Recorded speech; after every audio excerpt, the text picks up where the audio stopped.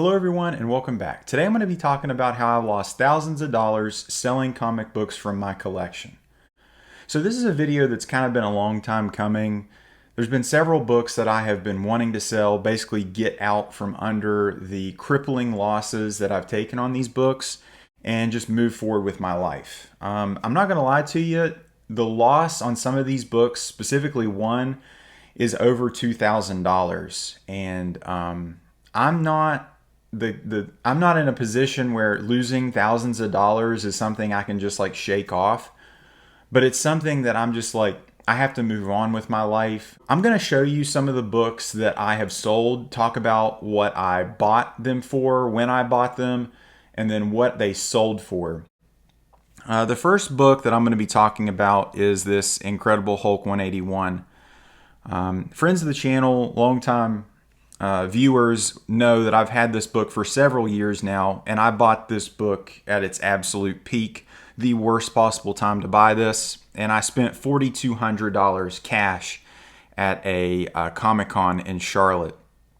And I sold this book for a little over $2,000, and after fees, I think I got around $1,850 or so for it. So I lost around $2,400 on this Incredible Hulk book. This book is not rare. This book has crazy price fluctuation. Even now with the Wolverine stuff coming out with Deadpool, it can't save this book from the market just crashing. You know, I've really kind of wrestled with the idea of buying another copy. And I was happy with the copy I had, but I would love to have, an 8.0 or an 8.5, something very, very nice. It presents very, very well and great colors. But to pay even what it's going for now, which I would say, $4,000, $4,500, $5,000, round about that, the same type of same type of money that I put into the book that I bought. It's just really hard for me to justify this from buying a key issue. And we'll talk about that more as I go through these other books. The next book I sold is my Tomb of Dracula #10 First Blade. I bought this book for $900 raw.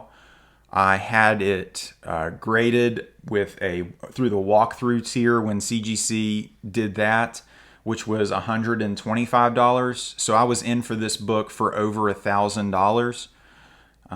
It sold for just right around $450, and then obviously with the fees, you're talking less than $400, so $390 something. So I've lost hundreds on this book. Another book that has just completely fallen from grace after all the news of the movie being potentially in danger.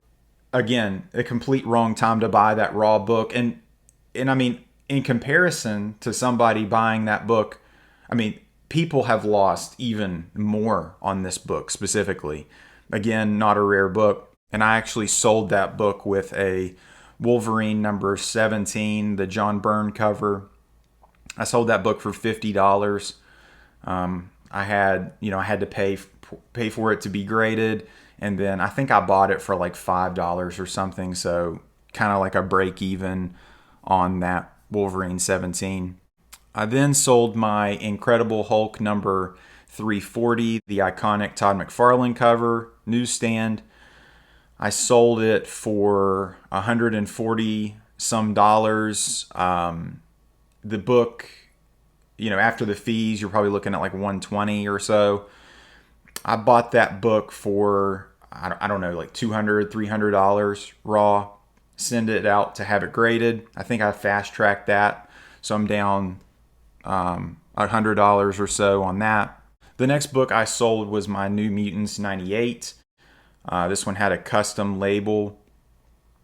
This one sold for nearly $700. I bought this book for $250 raw and then had it graded for $30. So I I did okay on that. I think I made around $300 $400 or so.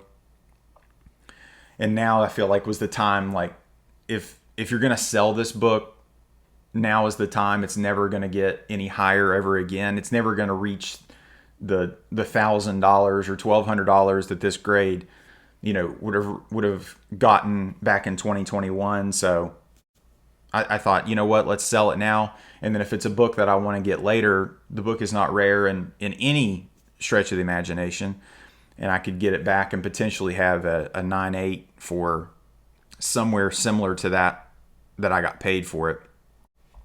The next one I sold was my Giant Size X-Men #1.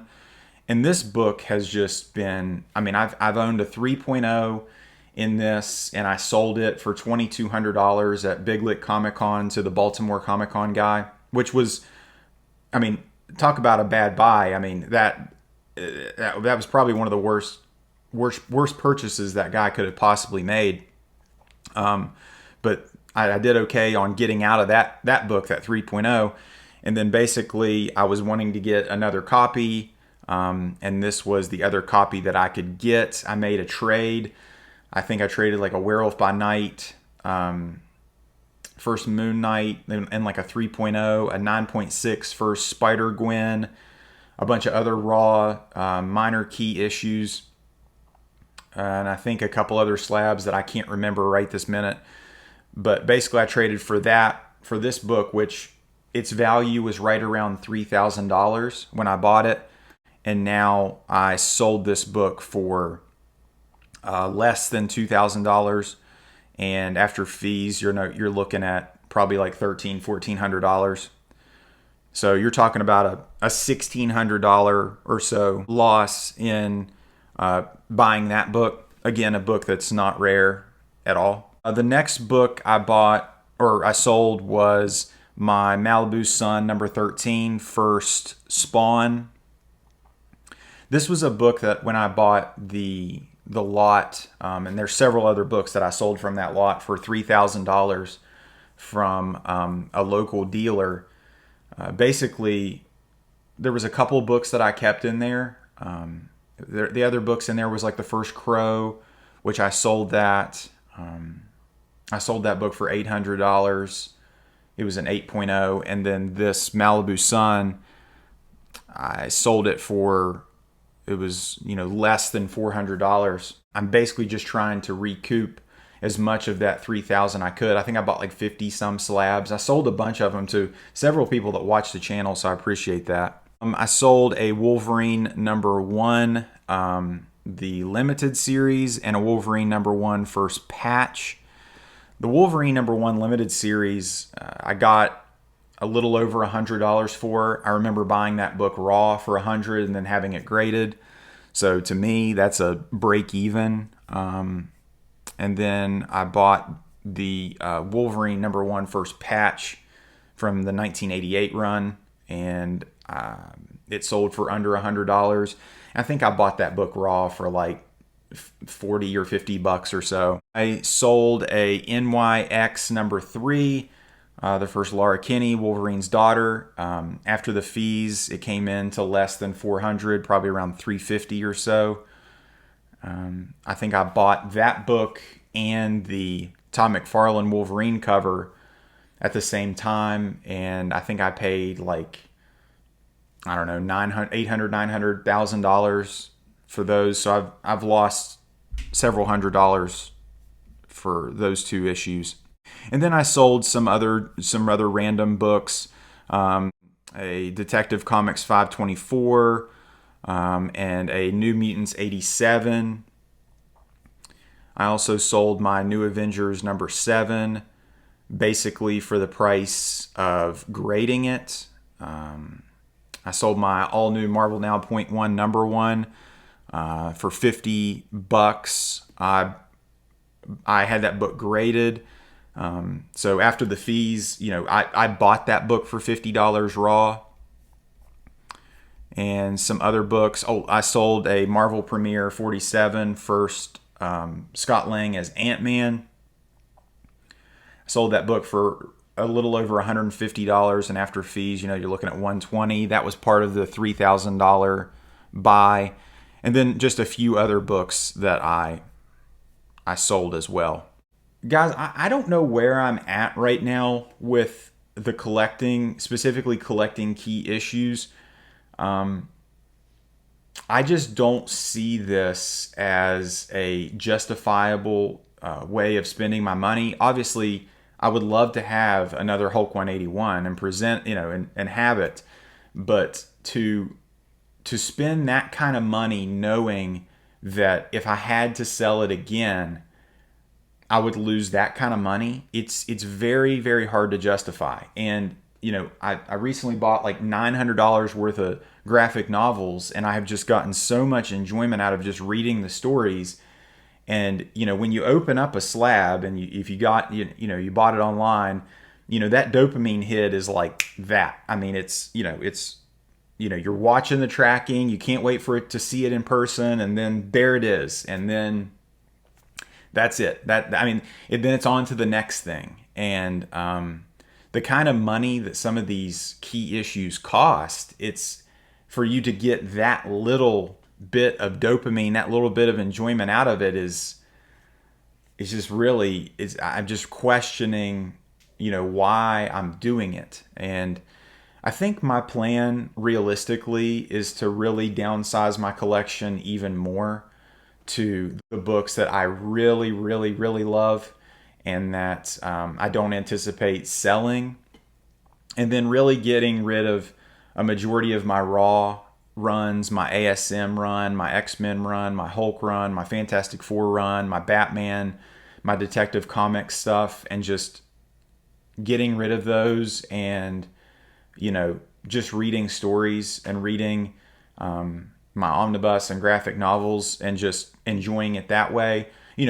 When I go to these conventions and stuff, if I see something, I might still buy it, but to be buying like I was, I don't know.